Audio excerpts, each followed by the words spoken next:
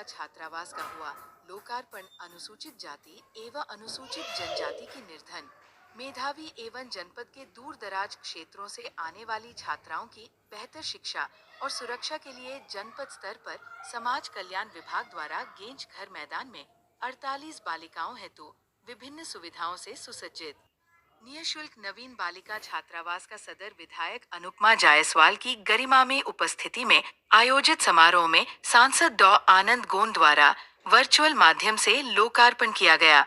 जबकि सदर विधायक जायसवाल ने फीता काटकर छात्रावास भवन उद्घाटन कर परिसर में स्थित भारतीय संविधान के शिल्पकार एवं महान समाज सुधारक भारत रत्न बाबा साहेब डॉ भीमराव आम्बेडकर जी की मूर्ति पर माल्यार्पण श्रद्धा सुमन अर्पित किए। समारोह को संबोधित करते हुए सदर विधायक ने डॉक्टर भीमराव अंबेडकर जी के द्वारा दिए गए आदर्शों पर चलने हेतु छात्राओं को प्रेरित करते हुए कहा कि अनुसूचित जाति के कल्याण और देश की एकता और अखंडता को अक्षुण्ण बनाए रखने पार्टी के नगर के अध्यक्ष अजय प्रताप सिंह अज्जू जी, महामंत्री अजय जायसवाल जी, यहाँ पर उपस्थित सभी स्टाफ के बंधुओं, कर्मचारी गणों और वो बच्चियाँ जिनके लिए आज इस कार्यक्रम की शुरुआत की गई है, इस कार्यक्रम का आज आयोजन किया गया है, ऐसी मेरी प्यारी बच्चियों, आप सबको बहुत बहुत बधाई और शुभकामना देती हूँ कि प्रदेश सरकार की जो योजना है अनुसूचित जाति और जनजाति की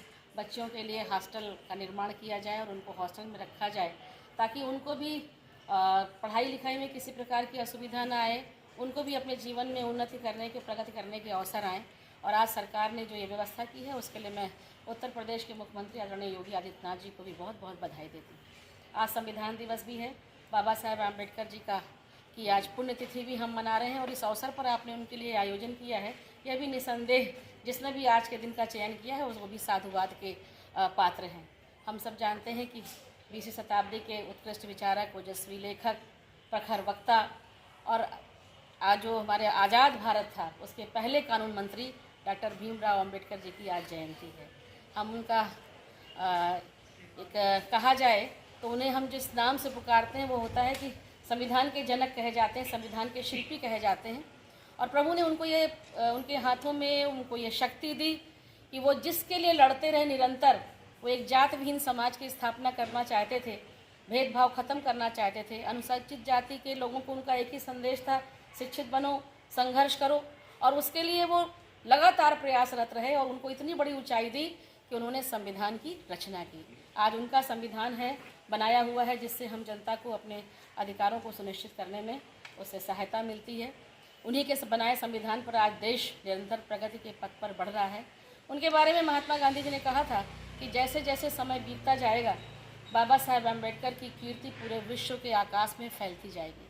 उनका नाम विवेकानंद, दयानंद, महात्मा गांधी और डॉक्टर हेडगेवार जैसे युग प्रवर्तक राष्ट्र पुरुषों की श्रृंखला में लिया जाएगा और निश्चित रूप से यह आज सही भी है।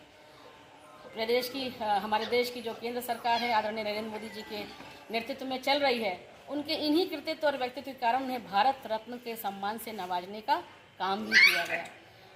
डॉक्टर साहब ने बौद्ध धर्म स्वीकार किया था और बौद्ध धर्म की एक जो सबसे बड़ी बात है, जो सारे वो कहते हैं कि अपदीपो भव, इसे हम दूसरे शब्दों में कह सकते हैं कि आत्मदीपो भव। अपना दीपक, अपना प्रकाश आप स्वयं बनो, अंधकार का नाश होता चला जाएगा। और यही उनके जीवन का मूल मंत्र था। जीवन भर वह लोगों के जीवन स्तर को ऊपर उठाने के लिए काम करते रहे और इसी में 1948 में मधुमेह से पीड़ित हुए। स्वास्थ्य निरंतर उनका गिरता रहा, लेकिन फिर भी उनका जो काम था वो चलता रहा। उन्होंने कभी एक दिन भी विश्राम नहीं लिया और 6 दिसंबर 1956 को 3 दिन पहले 3 दिसंबर को जो अपनी कृति लिख रहे थे बौद्ध और उनकी शिक्षा, उस पांडुलिपि को पूरा करने के बाद 6 दिसंबर को उन्होंने अंतिम सांस ली।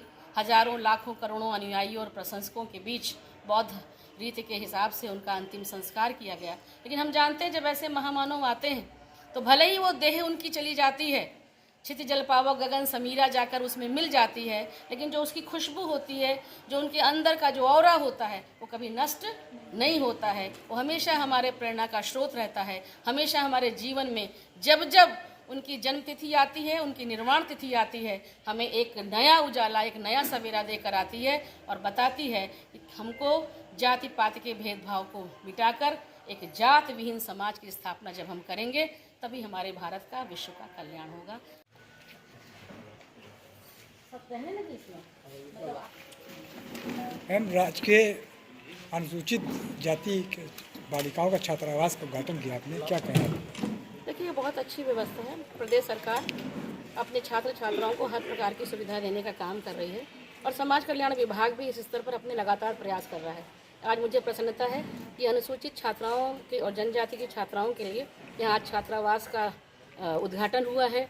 बच्चियाँ आ गई हैं। अब निश्चित रूप से बच्चियों को जब एक रहने के लिए स्थायी आवास मिल जाता है, सुरक्षा मिल जाती है, तो फिर अच्छे से अपनी पढ़ाई आगे को कर पाती हैं, अपने सपनों को पूरा कर पाती हैं।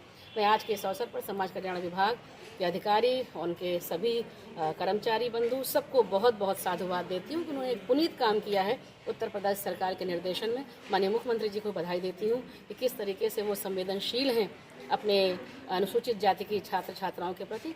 बहुत बहुत बधाई, बहुत शुक्रिया। इसमें मैम कितने से कमरे हैं और इनके क्या क्या वो हैं, सुरक्षा है? 17 कमरे हैं और यहाँ पर व्यवस्था सुरक्षा के भी पूरे इंतजाम किए गए हैं। यहाँ वार्डन हैं, किशन लाल जी इसके अधीक्षक हैं, उनकी देख कहाँ किशन लाल जी अधीक्षक हैं, उनकी देख रेख में यहाँ पे सब बच्चियाँ रहेंगी और मुझे लगता है कि किसी प्रकार की कोई असुविधा नहीं होगी। सभी तरह की व्यवस्था है, नीट क्लीन है, कमरों की व्यवस्था अच्छी है, पानी का, लाइट का, सब तरह का अच्छा इंतजाम है।